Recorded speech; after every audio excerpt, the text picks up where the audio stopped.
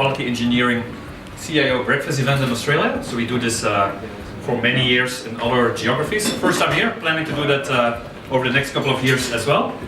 So I start with a quick introduction about Cigniti, not a sales pitch, it's not a sales event. Seriously enough today. I see testing being done by developers because they just want to do it quickly, right? They want to get something out the door. And we've got so much data that shows that if it's not good, then your customers probably won't buy from you. And I've got a few stats that I'll be putting up later. So, the message that I'd like to, start off with and finish with is that in this new era, quality is more important than it's ever been. About a year ago, I started my own business focused on blockchain consulting. So we help large enterprises figure out what they do with blockchain technology. I formed the business. So what's changed in the testing practice?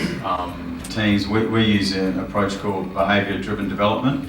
So we've got all of the team speaking plain English when they start defining problems or solutions.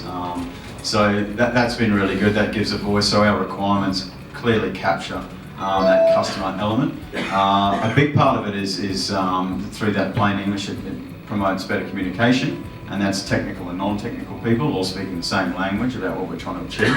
And then leads to better collaboration. The last bit is also automation is a really big part of that. So we try and automate as many of these scenarios as possible, and that frees up our people to start working on more value-add, customer-focused things. They're the ones that you want to look after the best. They're the ones that are looking after your firm, your business. So trying to track basically their experience through the user journey. We do try to do surveys. We do try to interview people to hear about their experience, what they enjoyed, why they keep coming back, and help that feed in too. So we try to play to the strengths. So customer experience, this is obviously early stages. Similar kind of thing we did in the travel industry. Just trying to understand, when things are going wrong, how we take away the pain, how we improve the problem, and when things are going right, we also need to know how to build on those. Sometimes that is the best path to pursue. The rest of the industry is a concept testing phase. So for me, this is a question for your innovation teams rather than your digital teams. And I guess the distinction that I draw there is that digital strategy isn't allowed to fail, but innovation strategy is. So this is really about learning, and it's about starting to learn as an organisation. How do you take this technology, or rather actually how do you look at your current business problems and figure out how this technology can support some of those business problems. So I think similar to your analogy from age of manufacturing to age of customers, I take a similar analogy in 20 years of last QA. At one time my PowerPoint deck used to have a slide, why QA? I don't need to say that anymore, everybody knows. I used to have slides on what happened to British Airways baggage system if they haven't done enough QA. I don't have those slides anymore. What is the importance of QA? Everybody knows it.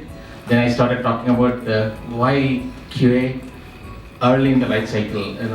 Just QA is not enough. Do it early, and everybody not doing it. Now I say why QA by purists or specialists.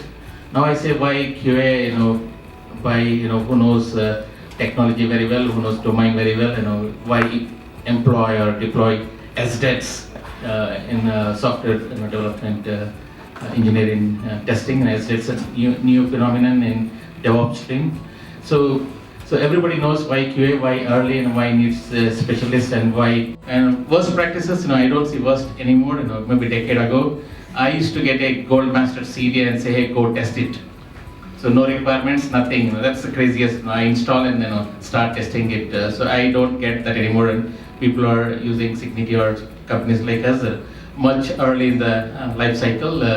So still I see some of the not so great practices, and I see where requirements are still poor or non-existing or non-documented, or requirements are ambiguous and they're not tested for ambiguity. I see a lot of testing still done manually, and I see still a lot of testing done by PAs, and who may not have enough skills in non-functional or usability or security.